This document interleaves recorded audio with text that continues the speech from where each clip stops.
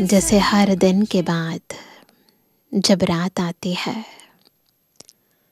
तो सारा दिन काम करते करते, सारा दिन सोचते सोचते आत्मा और शरीर थक जाते हैं।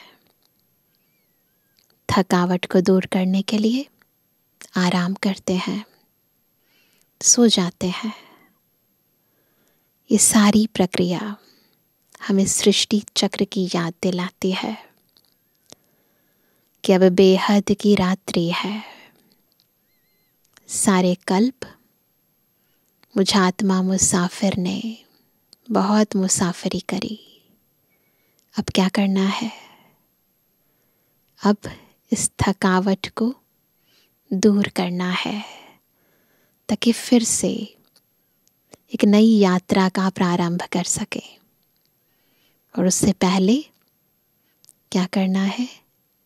गहरी नींद। कौन सी है वो? जब हम निर्वाण धाम में जाएंगे, बाबा आकर हमारी थकावट तो दूर करते हैं, परंतु 100% थकावट दूर हो जाए उसके लिए हमें ऊपर स्वीट साइलेंस होम में जाना ज़रूरी है।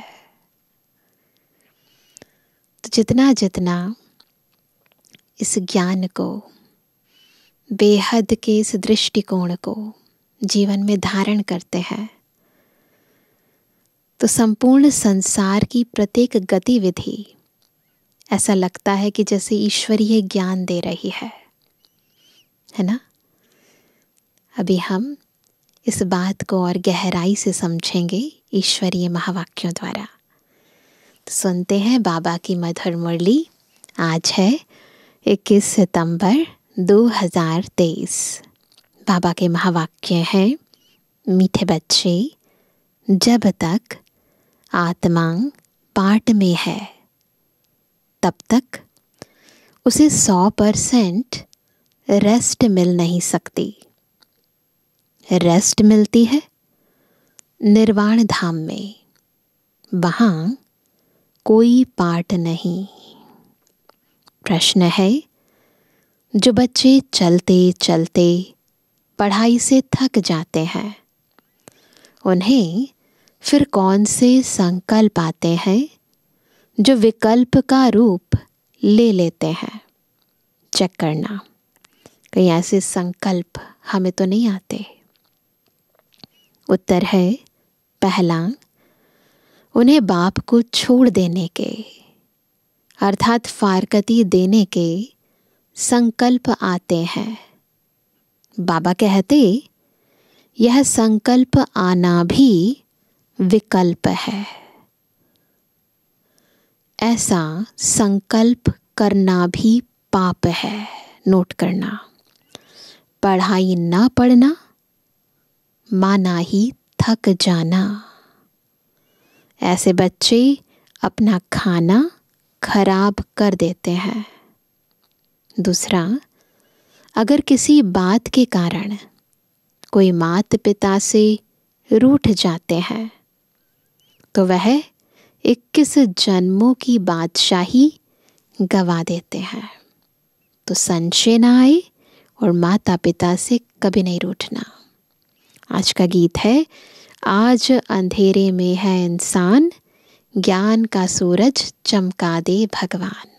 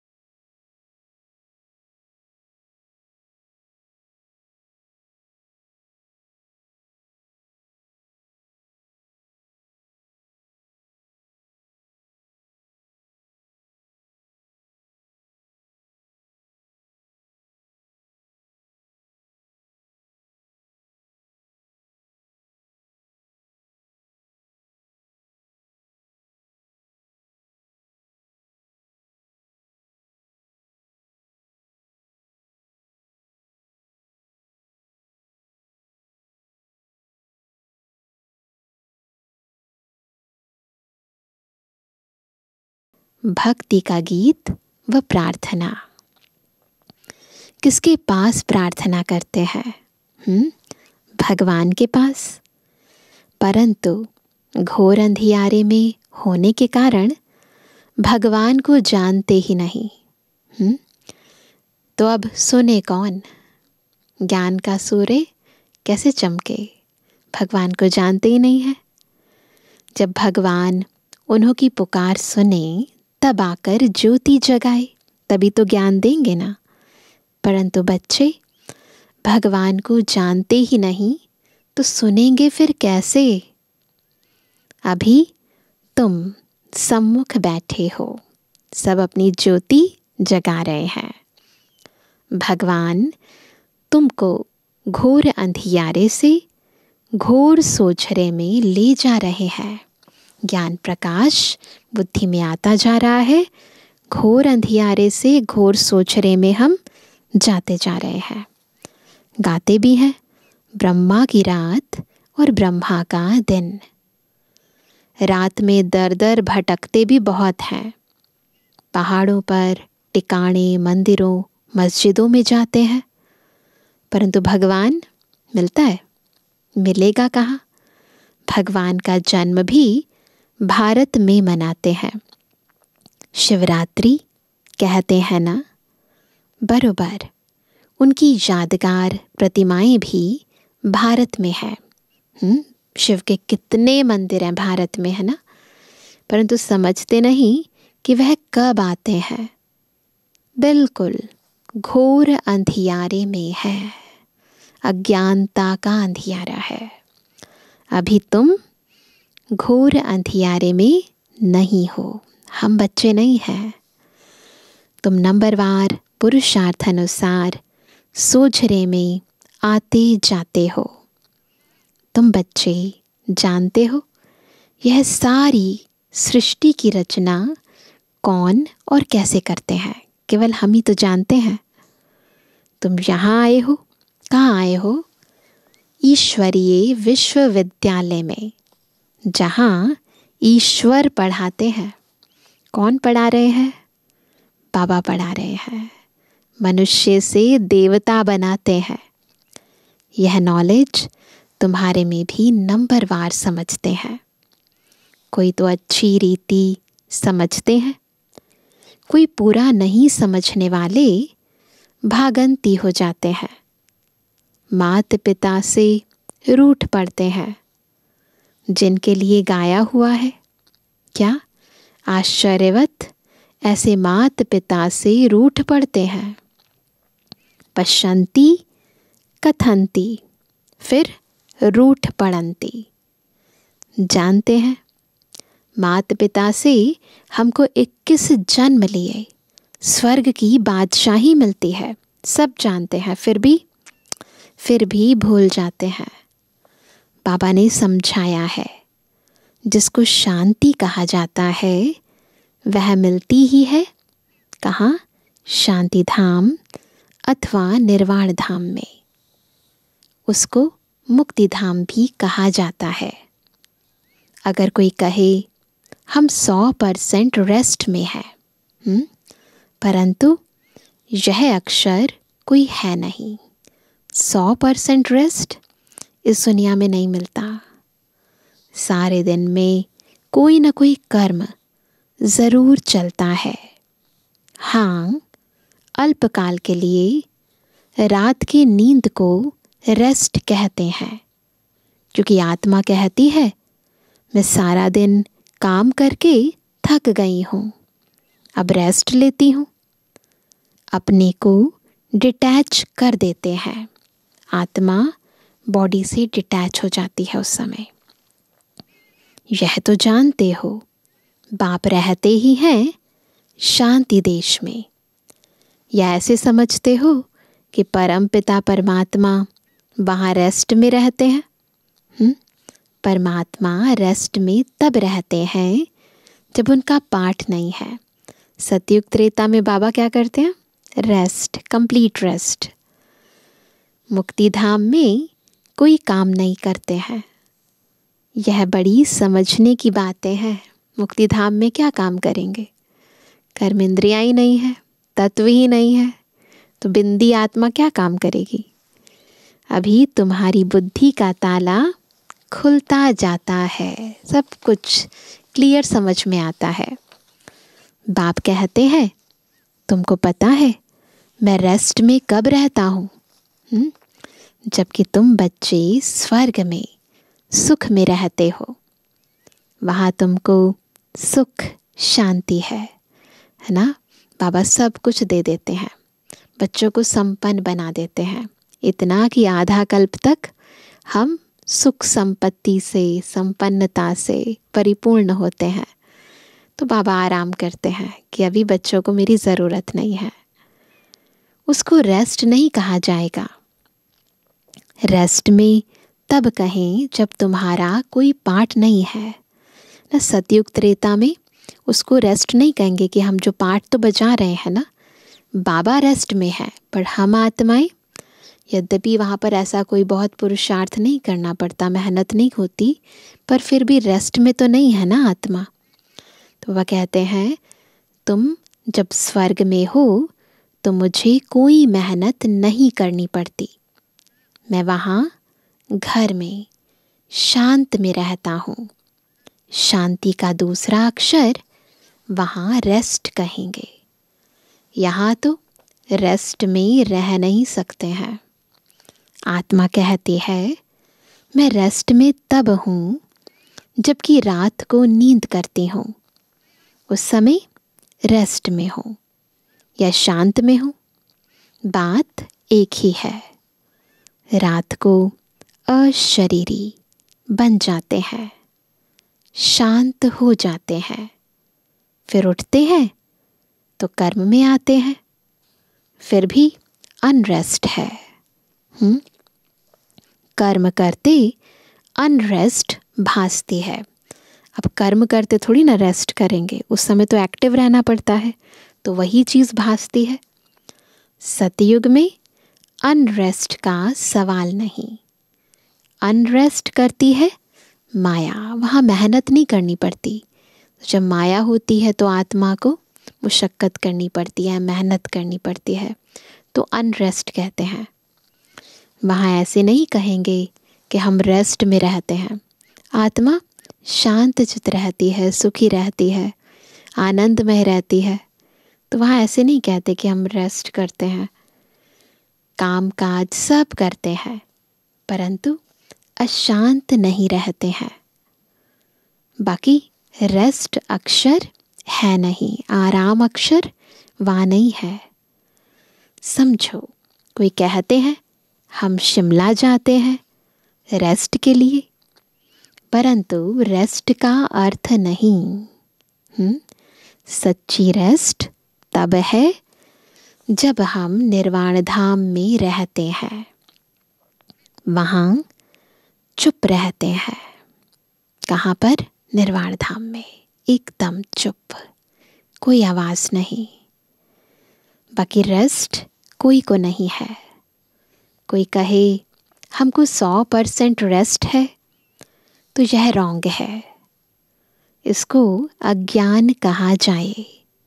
हाँ, यह ज़रूर कहा जाएगा पढ़ाई नहीं पढ़ने चाहते तो रेस्ट लेते हैं, थोड़ा चेंज चाहिए। न पढ़ना रेस्ट लेना, यह तो फिर थकना हो गया। अपना ही खाना खराब करते हैं, पढ़ाई नहीं करते है ना, रेस्ट कर रहे हैं तो अपना ही खाना खराब कर रहे हैं ना, यानी पढ़ाई में आपको मज़े नहीं आ रहे हैं। समझाया जाता है, ही रात के राही स्वर्ग की राह पर चलते चलते थक मत जाना, रूठ नहीं जाना। मात पिता को फारकती देने का तो संकल्प भी नहीं उठाना चाहिए। यह संकल्प उठाया तो उसको विकल्प कहा जाता है। ऐसे माता पिता जिससे स्वर्ग की राजाई मिलती है, उसके लिए संकल्प भी क्यों उठाएं? लिखते हैं कभी कभी संकल्प आता है, छोड़ दें, कुछ समझ में नहीं आता। अरे समझने का तो यह टाइम है ना। समझना अर्थात पढ़ना। तुम जानते हो हम पढ़ रहे हैं। परम पिता परमात्मा जो ज्ञान सागर है, ऊंचते ऊंच है, उनको कोई भी जानते नहीं।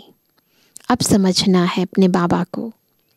भल ब्रह्मा विष्णु शंकर अथवा लक्ष्मी नारायण को जानते हैं, परंतु भारतवासियों को यह पता नहीं कि लक्ष्मी नारायण ने राज्य कब लिया, ये नहीं पता। और किसने दिया, ये भी नहीं पता।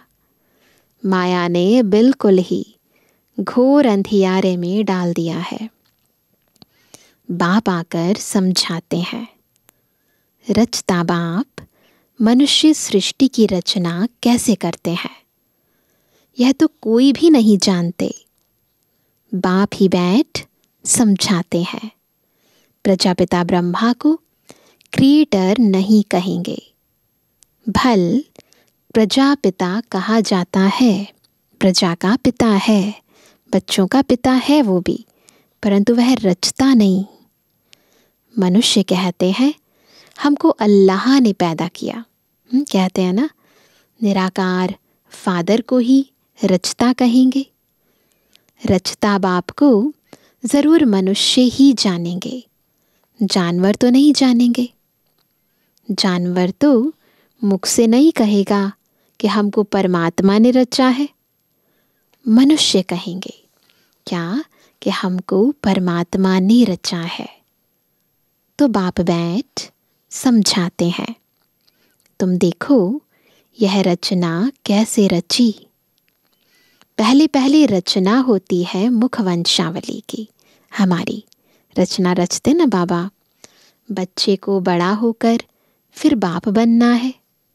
यह बेहद का बाप कहते हैं, देखो मैं भी कैसे रचना रचता हूँ। बाबा की विधि देखो कैसी है। इनमें प्रवेश कर, ब्रह्मा बाबा में प्रवेश कर, इनको मुख द्वारा कहता हूँ, हे आत्मा तुम मेरी हो, मैं तुम्हारा बाप हूँ। पहले ब्रह्मा बाबा को बाबा एडॉप्ट करते हैं और फिर उनके द्वारा हम बच्चों को, फिर इनके द्वारा तुम बच्चों को रचता हूँ।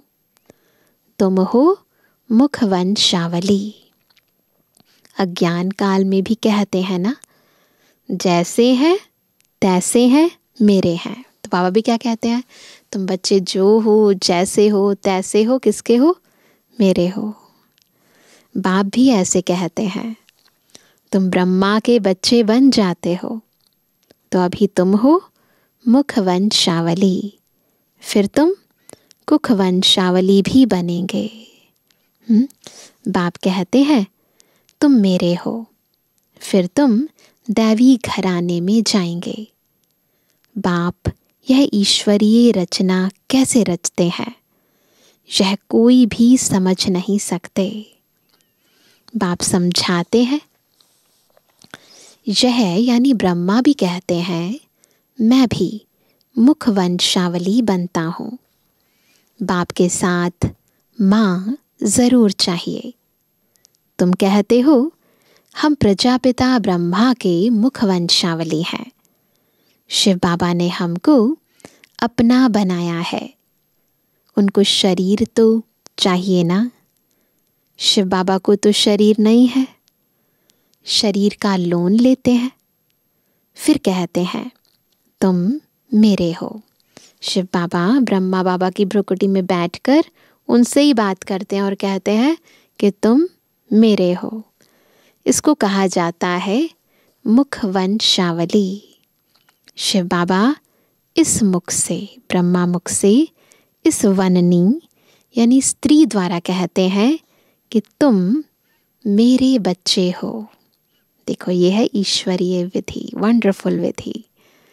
बाप ही समझाते हैं और कोई शास्त्रों आदि में यह बातें हैं नहीं। ये सब गुप्त रचना है, इसका वर्णन किसी वेद शास्त्र में नहीं है। तुम अभी सुनते हो, फिर प्राय लोप हो जाएगा। इस समय है घोर अंधियारा, बाप आकर रोशनी करते हैं। अंधियारा किसका? अज्ञानता का। बाबा हमें ज्ञान प्रकाश देते हैं। चीज़ें वही हैं, आत्माएं वही हैं। प्रकाश जब हो जाता है तो सब चीज़ें क्लियर नज़र आती हैं। बाबा कहते हैं बाप आकर रोशनी करते हैं, तब तो ब्रह्मा की रात, ब्रह्मा का दिन गाया हुआ है। कुछ तो है ना, ऐसे थोड़ी ना गायन है, तो कुछ तो किया है ना, गाया हुआ है। झूठ तो झूठ, सच की रत्ती नहीं। परंतु बाप कहते हैं प्राय कुछ न कुछ रहता है। सच का नाम निशान मिटता नहीं है, कुछ न कुछ अंश रहता है। प्रलय नहीं हो जाती, थोड़े रहेंगे, फिर झाड़ वृद्धि को पाता है। प्रलय पूरी नहीं होती, कुछ आत्माएं रह जाती हैं। मनुष्यों ने फिर महाप्रलय दिखाई है, परंतु महाप्रलय कभी होती नहीं। शास्त्रों में दिखाते हैं महाप्रलय हुई। अब कहते हैं ऐसे नहीं होता, सब कुछ खत्म नहीं होता कभी भी। ऐसे नहीं होता जो सागर में बच्चा पीपल के पत्ते पर आए। यह सब गपोड़े हैं। बाप ने समझाया है, तुम जब गर्भ महल से आते हो तो वहाँ आनंद में रहते हो। उस आनंद चित स्थिति का वर्णन है। वहाँ दुख, पाप, कर्म होता नहीं। वह है ही पुण्य आत्माओं की दुनिया। कौन सी दुनिया? स्वर्ग। यह है कंट्रास्ट में पाप की दुनिया। यहाँ सब कुछ त्याग कर तुम सदा पुण्य आत्मा बनते हो। पुण्य आत्मा कैसे बनेंगे? जब सब कुछ त्याग करेंगे। तुम इतना पुण्य करते हो जो आधा कल्प तुमको कोई पाप आत्मा नहीं कहेंगे। तुम अविनाशी पुण्य आत्मा बन जाते हो। वहाँ फिर आधा कल्प पाप आत्मा कहेंगे। घड़ी घड़ी दान पुण्य करते रहते हैं। भारत को कंप्लीट धर्मात्मा कहा जाता है। दान पुण्य की प्रथा भी भारत में ही है, इसलिए भारत को कंप्लीट धर्मात्मा कहा जाता है। भारत में दान पुण्य करते हैं, कुछ भी होता है व्रत उपवास करते हैं, है ना, श्राद्ध खिलाते हैं, त्योहार मनाते हैं, घर में कोई विशेष ओकेज़न होता है तो दान पुण्य करते हैं। तो ये प्रथा भारत में ही है। तुम जानते हो यह दुनिया हम छोड़ने वाले हैं, ये हम ही जानते हैं ना। फिर आना नहीं है, इस दुनिया में तो नहीं आना, कलयुग में तो नहीं आना, सतयुग में आएंगे ना। इस दुनिया की सामग्री तुम ट्रांसफ़र करते हो नई दुनिया के लिए। यहाँ हम अपना सब कुछ बाबा को अर्पित कर देते हैं। बाबा फिर वहाँ जाकर हमको सब नया देते हैं, तो हम ट्रांसफ़र करते हैं नई दुनिया के लिए। मनुष्य ईश्वर अर्पणम करते हैं ना दुनिया में, अर्थात ट्रांसफ़र करते हैं दूसरे जन्म के लिए। ईश्वर अर्थ अर्पण करते हैं ताकि ईश्वर हमें अगले जन्म में दे। यहाँ तुम ट्रांसफ़र करते हो 21 जन्मों के लिए, एक जन्म के लिए नहीं। हम तो 21 जन्म के लिए ट्रांसफ़र करते हैं। तो बहुत चाहिए ना, तो फिर बहुत ट्रांसफ़र करना है। तुमसे सारी किच्चड़ पट्टी लेकर नया देते हैं। पुराना तन, पुराना मन, पुराना धन, सब पुराना लेकर हमें नया देते हैं। पुराना लेकर सोने का देते हैं, तो फिर देने में कंजूसी नहीं करनी चाहिए ना। तुम सच्चाई से बाप को देते हो, बाप भी तुमको सब कुछ देते हैं। तो चेक करेंगे सच्चाई से देते हैं कि कुछ छुपा लेते हैं? तुम्हारा पाठ जो चलता आया है यह ड्रामा में था। सब ने घर बार छोड़ा। जैसे यज्ञ आदि में जब रचना हुई तो समय सभी हमारी सभी दीदी दादियाँ अपना घर बार छोड़ कर आईं। तो वह कहते कि वो भी ड्रामा में था कि सबको घर बार छोड़ कर आना था। सबने घर बार छोड़ा, नहीं तो गौशाला कैसे बने? ये जो गायन है कैसे हो? मनुष्य तो नहीं जानते भट्ठी कैसे बनती है। वह तो दिखाते हैं बिल्ली के पूंगरे आदि थे। सब जगह आग लग गई और बिल्ली के पूंगरे बच गए, तो कहते हैं जाको राखे साइयाँ, मार सके ना कोई। परंतु वास्तव में ये तो यज्ञ का इतिहास है। सब कुछ खराब हो गया, खत्म हो गया, परंतु बाबा के बच्चे फिर भी बच जाते हैं। ये सब ज्ञान तुम बच्चों को अभी है, फिर वहाँ यह ज्ञान नहीं रहेगा। हम ऐसे 21 जन्म राज्य करेंगे, फिर गिरेंगे। वहाँ यह ज्ञान नहीं रहता कि हम गिरेंगे, है ना। जब राज्य करेंगे तो ये ज्ञान नहीं रहेगा। त्रिकालदर्शी पने का पाठ तुम्हारे में अभी रहता है। मुख्य हीरो हीरोइन का पाठ किसका है? तुम्हारा ही है, और कोई का पाठ नहीं। असुर से देवता, फिर देवता से असुर, तुम भारतवासी ही बनते हो। बाकी तो है बीच के बाय प्लॉट्स, बाकी सब बीच में आए। हम तो शुरू से लेकर एंड तक रहते हैं इस फिल्म में। नाटक के बीच में फिर हंसी कुड़ी का खेल भी करते हैं ना। कोई फिल्म देखते हैं, नाटक देखते हैं, तो बीच में कुछ कॉमेडियन भी होते हैं जो हंसी कुड़ी करते हैं। आधा कल्प बाद देवी देवता धर्म प्राय लोप हो जाता है। तुम्हारी बुद्धि में यह सारा चक्र फिरता रहता है। तब तो तुम समझाते हो ना, परम पिता परमात्मा भी परम आत्मा है, परम धाम में रहने वाला। बाप कहते हैं मेरे में सारा ज्ञान है। मैं मनुष्य सृष्टि का बीज रूप चैतन्य हूँ। वह तो जड़ बीज होते हैं, वो बता नहीं सकते कि कैसे मैं बड़ा होऊंगा, फिर क्या होगा, फल कैसे आएगा। बाबा चैतन्य बीज है जो संपूर्ण सृष्टि, मनुष्य सृष्टि रूपी झाड़ का आदि मध्य अंत हमको विस्तार पूर्वक बताते हैं। शिव तो चैतन्य है, उनकी प्रतिमा पूजी जाती है। आजकल गवर्नमेंट झाड़ों की सैपलिंग लगाती है। यह है चैतन्य बीज, मनुष्य सृष्टि रूपी झाड़ का बीज कहते हैं। बाबा क्या कहते हैं? मुझे सारे झाड़ की नॉलेज है। तो जब कोई कहते हैं 100% रेस्ट में है, तो समझाना चाहिए कि 100% रेस्ट तो कभी मिलती नहीं। हाँ, ऐसे कहेंगे स्वर्ग में 100% पवित्रता, सुख, शांति रहती है। ऐसे तो कह सकते हैं 100% रेस्ट नहीं होती, पर हाँ 100% पवित्रता, सुख, शांति ज़रूर होती है। नाम ही है स्वर्ग। बाप को कहते हैं सत श्री अकाल, सच बोलने वाला। उनको कोई काल नहीं खाता, उनको कहा जाता है कालों का काल।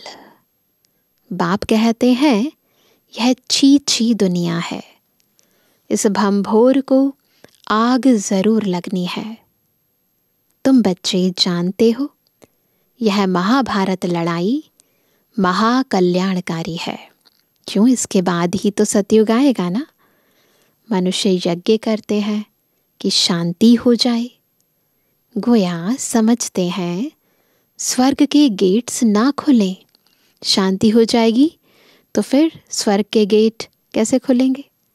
तो वह कहते हैं गोया समझते हैं स्वर्ग के गेट्स ना खोलें, तुम तो ताली बजाते हो। भंभोर को आग लगे तो हम नई दुनिया वैकुंठ में जाएं। उनको सृष्टि के आदि मध्य अंत का ज्ञान नहीं है, वो तो वर्तमान को देखकर यज्ञ रचते हैं, परंतु हम तो त्रिकालदर्शी हैं। यह विनाश ज्वाला इस रुद्र ज्ञान यज्ञ से ही प्रज्वलित हुई है। जो बाप का बनेंगे वही स्वर्ग के मालिक बनेंगे। बाकी सबको हिसाब किताब चुकतू कर वापस जाना है। तुम जानते हो क्या? अब वापस मुक्ति धाम में जाकर फिर अपना पाठ रिपीट करना है। ये अभी जानते हैं और हम ही जानते हैं। बाकी हम भी जब पुनर्जन्म होगा हमारा सतयुग में, तब हम भी नहीं जानेंगे। केवल इस संगम युग पर ही हमें तीनों कालों का, तीनों लोकों का ज्ञान है। तो इस संगम युग पर हम बाबा से भी मिलन बना सकते हैं। ये मौका फिर कभी नहीं मिलेगा। तो इसलिए बाबा कहते हैं कि बाकी सबको हिसाब किताब चुकतू कर वापस जाना है। तुम जानते हो, अब वापस मुक्ति धाम में जाकर फिर अपना पाठ रिपीट करना है। सतयुग में यह इतने सब देवी देवता कहाँ से आए? मनुष्य से देवता किए करत ना लागी वार। तो मनुज से देवता कैसे बने, कब बने? अब बने। तुमको कौड़ी से हीरे जैसा, पतित से पावन बनाते हैं। जितना जो नॉलेज धारण करेंगे उतना पद पाएंगे। तो पद का आधार क्या है? नॉलेज। राजधानी स्थापन हो रही है। जितना और उतना, उसी अनुसार पद मिलेंगे। तो राजधानी बन रही है। तुम जानते हो, हम अपने लिए स्वर्ग की स्थापना कर रहे हैं श्रीमत पर। किसके लिए कर रहे हैं? किसी और के लिए नहीं, बाबा के लिए नहीं, अपने लिए कर रहे हैं। अगर श्रीमत से कोई रूठ कर अपनी मत पर चले, बाबा की मत पसंद नहीं आई तो अपने अनुसार चलने लगते हैं, तो वह रावण मत हो जाएगी। इसलिए कदम कदम पर तुम श्रीमत लेते रहो। हर कदम, हर संकल्प, हर बोल, हर कर्म बाबा की श्रीमत अनुरूप हो। बाप जीते जी तुमको ट्रस्टी बनाते हैं। बाबा जीते जी क्या कहते हैं? ट्रस्टी बनकर रहो। अच्छा मीठे मीठे कहते जन्मानी बच्चों पे जुर्मानी बाप दादा का दिल जान सको प्रेम से नंबरवार प्रसाद अनुसार याद।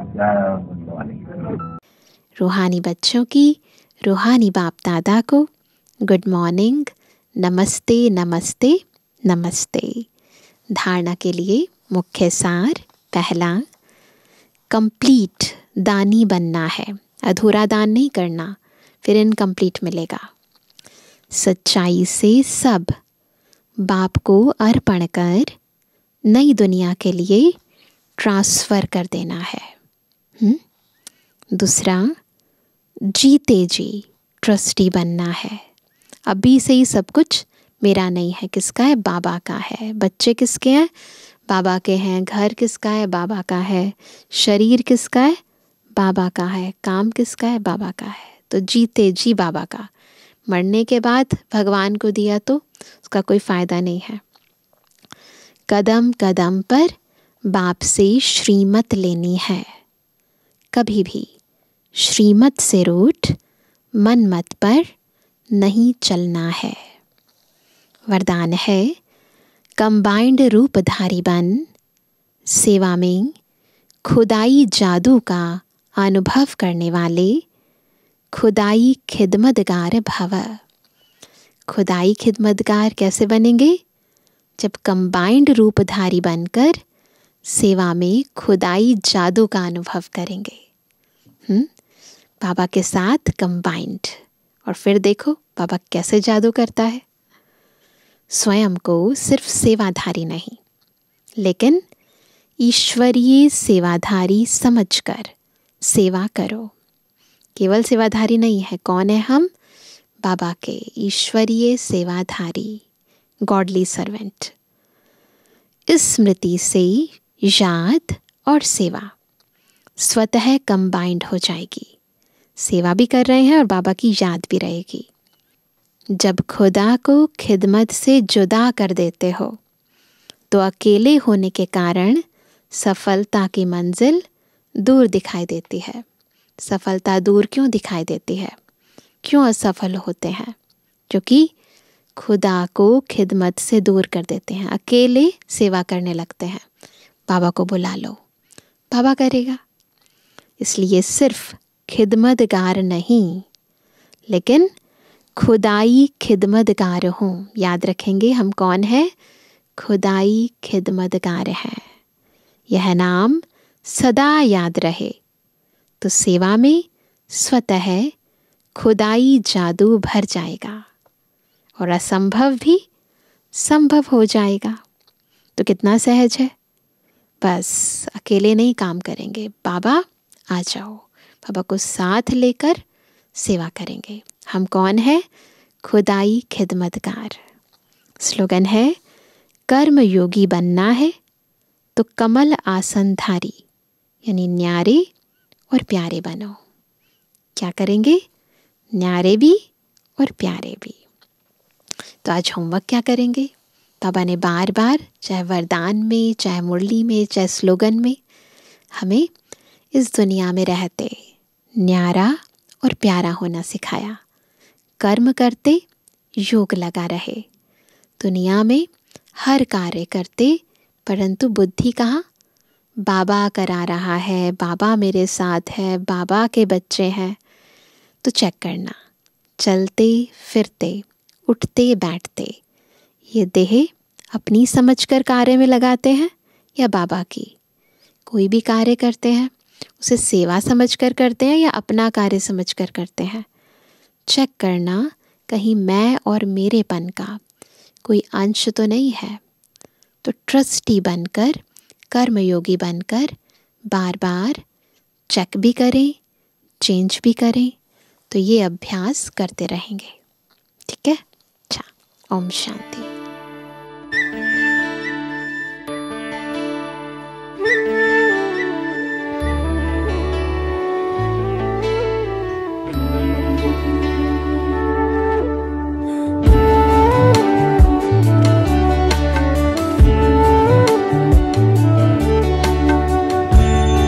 गई है मन की तार तुमसे,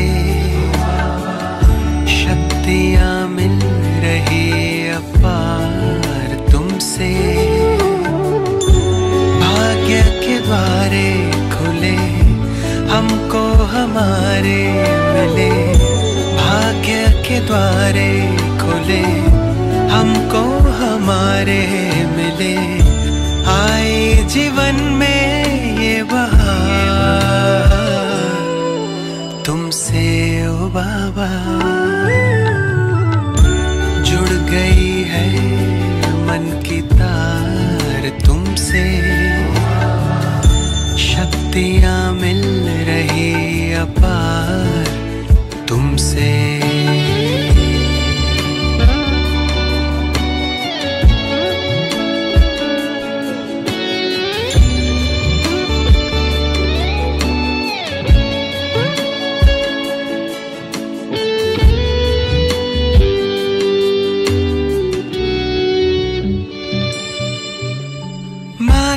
पिता सद्गुरु सखा तुम ही तो एक हमारे हो, शिक्षक तुम ही, रक्षक तुम ही, दिल के तुम ही सहारे हो।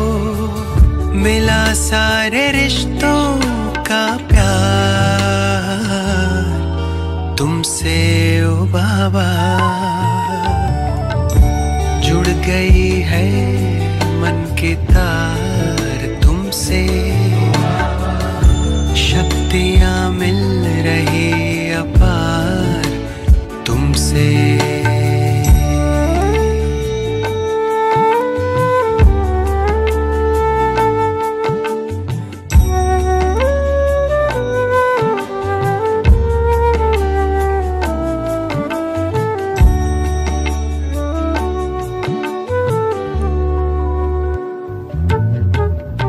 दुनिया से दूर तारों के गांव तुम मुझे ले आए हो, कांटों से दूर फूलों की छाँव में मुझे बिठाए हो, किरणों की बाहों का तुमसे ओ बाबा। जुड़ गई है मन की तार तुमसे, शक्तियाँ मिल रही अपार तुमसे। भाग्य के द्वारे खुले हमको हमारे मिले, आए जीवन में बहार तुमसे ओ बाबा।